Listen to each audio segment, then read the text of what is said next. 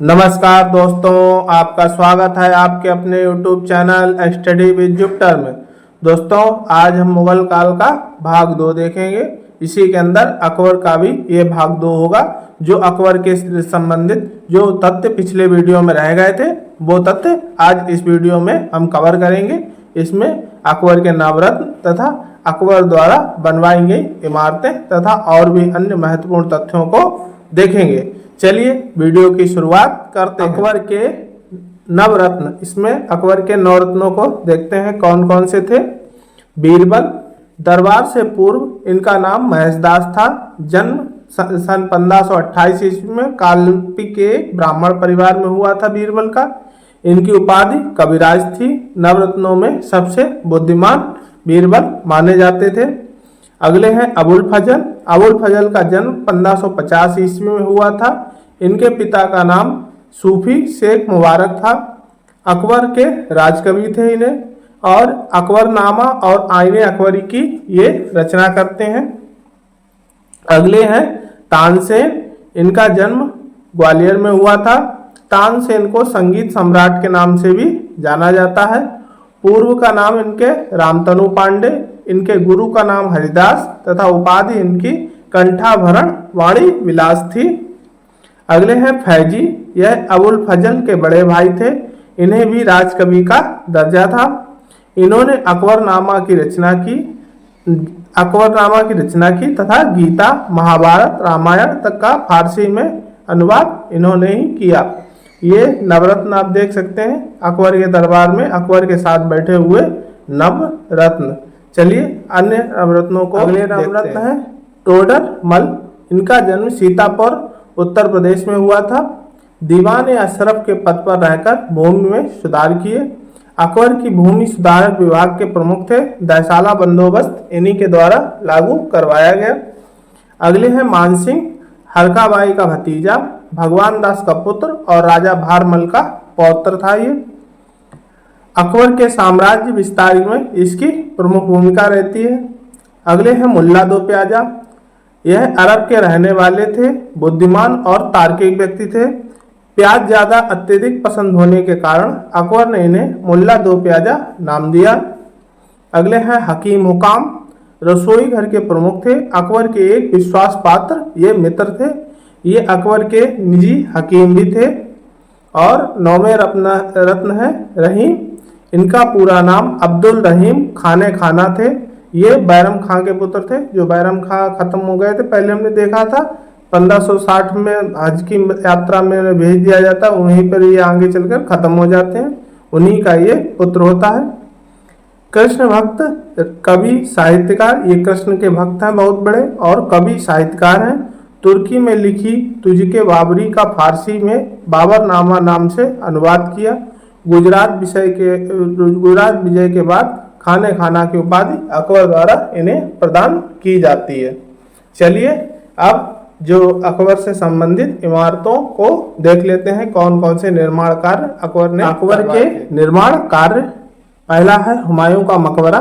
यह दिल्ली में स्थित है। इसका निर्माण हमीदा बानो बेगम द्वारा करवाया गया था। इसके वास्तुकार मिर्जा ग्यास, जो फारस के रहने वाले थे, वो थे।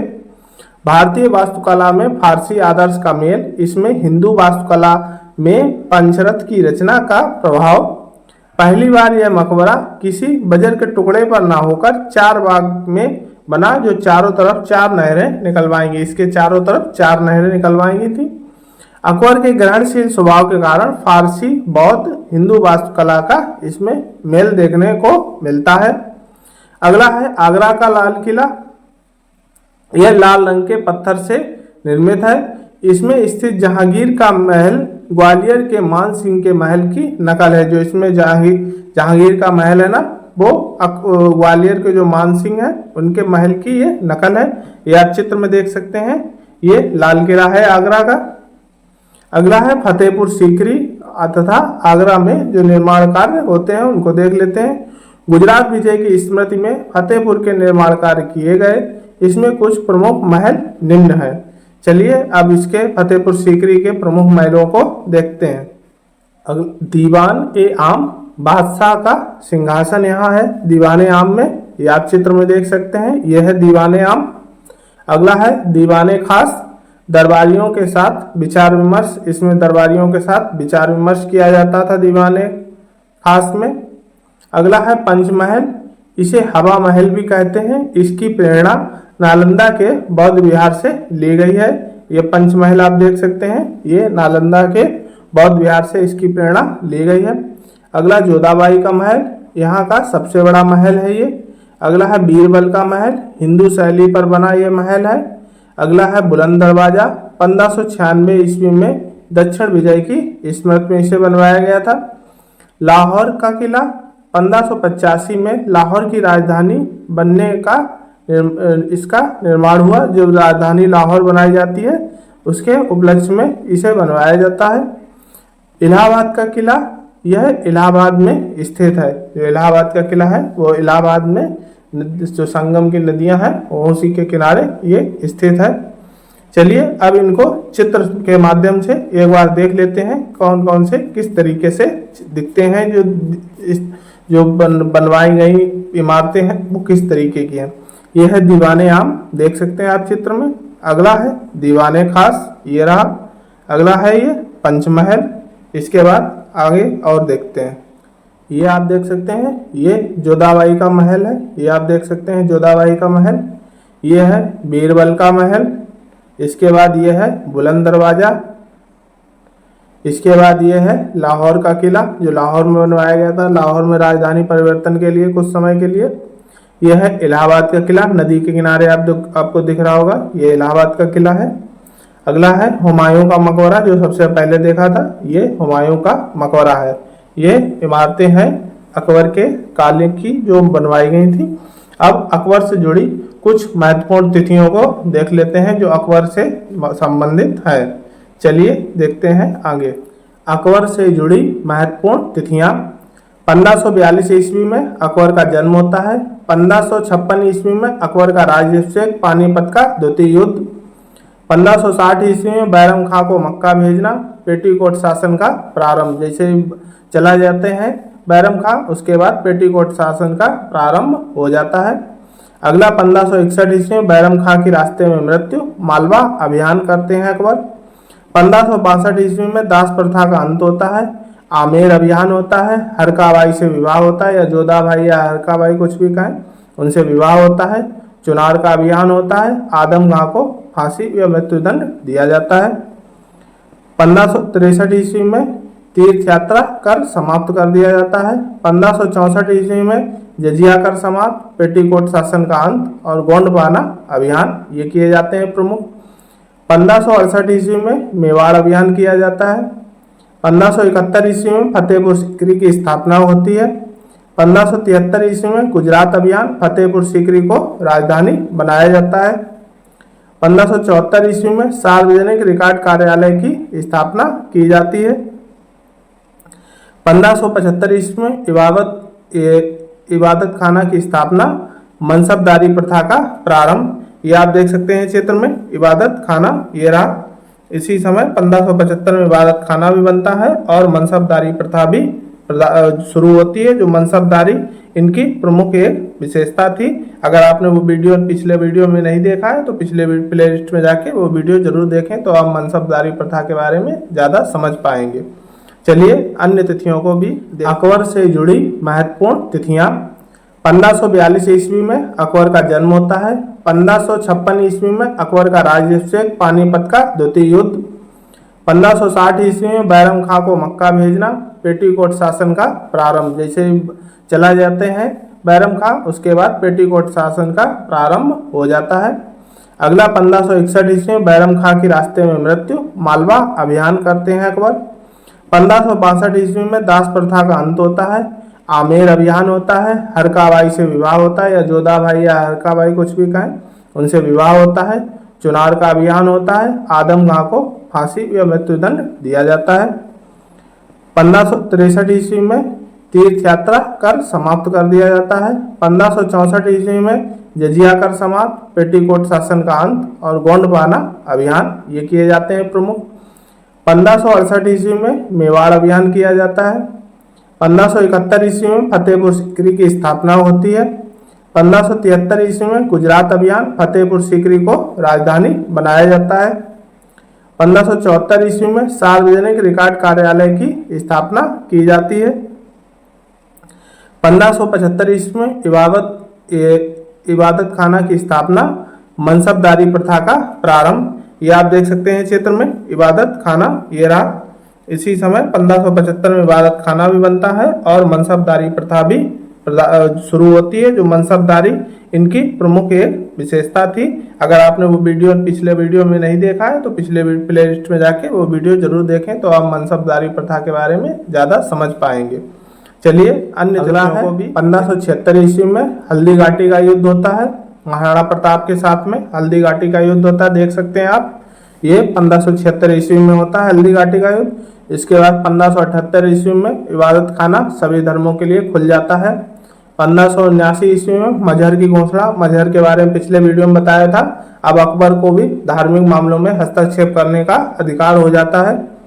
1580 ईस्वी में दशहरा बंदोबस्त स्थापना की जाती है। 1582 ईस्वी में दीन इलाही धर्म की स्थापना होती है।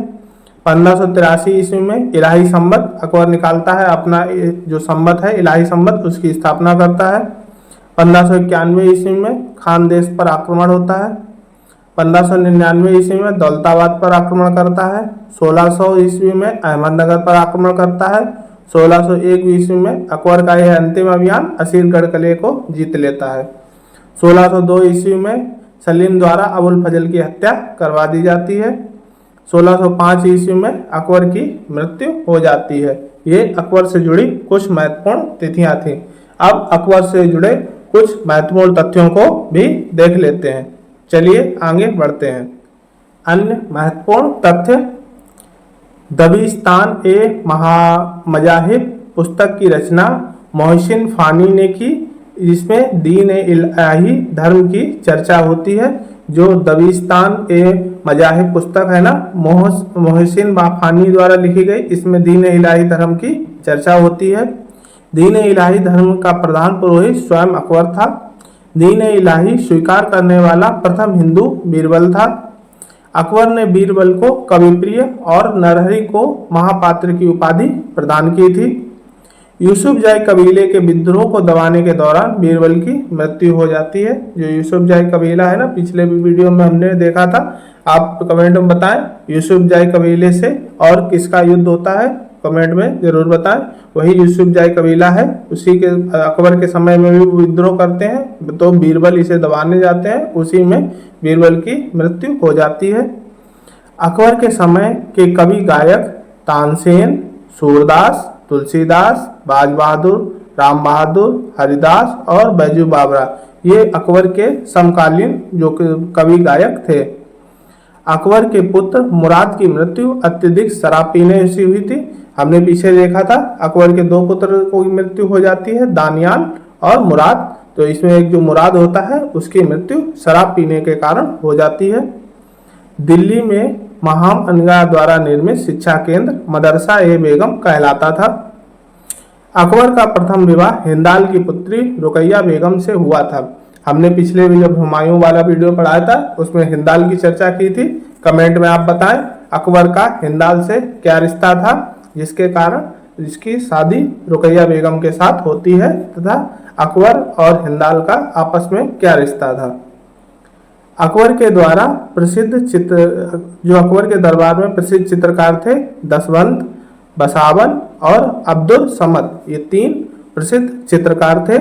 अब जो तुलसीदास है उसके बारे में भी एक झलक देख लेते हैं। तुलसीदास अकबर के समकालीन, परंतु दरबार से इनका कोई रिश्ता नहीं।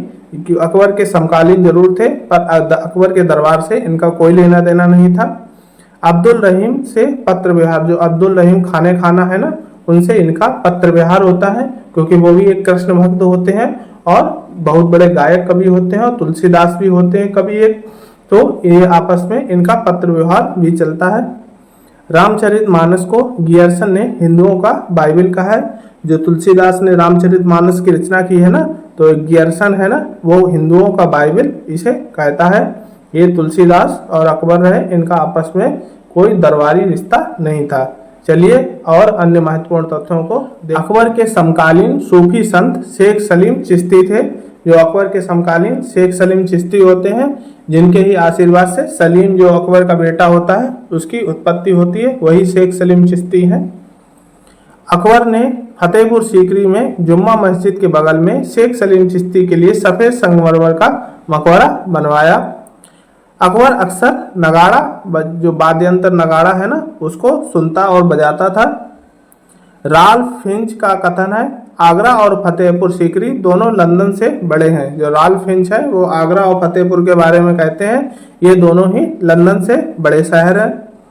अकबर ने फैजी को मलिक उस सोहरा की उपाधि दी। मनसबदार अपना वेतन राजस्व एकत्रित करने वाली भूमि के रूप में लेते थे, जिन्हें जागीर कहते थे। जो मनसबदार होते थे वो अपना जो वेतन है वो राजस्व जो भूमि होती थी उससे लेते थे कर के रूप में, और उसे जागीर कहते थे। मुगलों की सेना में आने वाले नौकरशाह मनसबदार कहलाते थे। अकबर के समय में कुल 29 ऐसे मनसबदार थे जिनकी जात 5000 से अधिक थी। जो जात पदवी होती है वो इनकी 5000 से ऊपर, 29 ऐसे मनसबदार थे जिनकी जात 5000 से ऊपर थी। राजस्व प्राप्त करने की इस व्यवस्था को जब्त कहा जाता था। अबुल फजल द्वारा रचित अकबरनामा 3 जिल्दों में है। जो अबुल फजल ने अकबरनामा की रचना की वो कुल 3 जिल्दों में है। पहली जिल्द में अकबर के पूर्वजों का वर्णन है, यह अकबरनामा देख सकते हैं। अबुल फजल कृत जो अकबरनामा है वो उसमें पहली जिल्द में अकबर के पूर्वजों का वर्णन है। दूसरी जिल्द में अकबर के शासनकाल की घटनाओं का वर्णन है। तीसरी जिल्द में आईने अकबरी, जो आईने अकबरी हम अलग से देखते हैं ना रचना, वो इसी जो अकबरनामा है उसी का एक भाग है। तीसरी जिल्द का आईने अकबरी वो तीसरी जिल्द में है। सूबेदार की मदद के लिए जो सूबा होते थे ना उस समय, सूबे की जो सूबेदार होता था उसकी मदद के लिए जो अधिकारी होते हैं वो कौन कौन से होते थे? बख्शी, ये सैनिक वेतनाधिकारी होता था। अगला फौजदार, ये सेना नायक होता था। अगला कोतवाल, ये नगर पुलिस अधिकारी होता था। और अगला है सदर, ये धार्मिक कार्यों का मंत्री होता था। इस तरीके से ये जो सूबेदार की मदद करने वाले अधिकारी होते थे। इसी के साथ अकबर का ये वीडियो समाप्त होता है। अगले वीडियो में हम जहांगीर के बारे में पढ़ेंगे। अगर वीडियो अच्छा लगा हो तो लाइक करें, सब्सक्राइब करें तथा शेयर करें। आज के लिए इतना ही, धन्यवाद।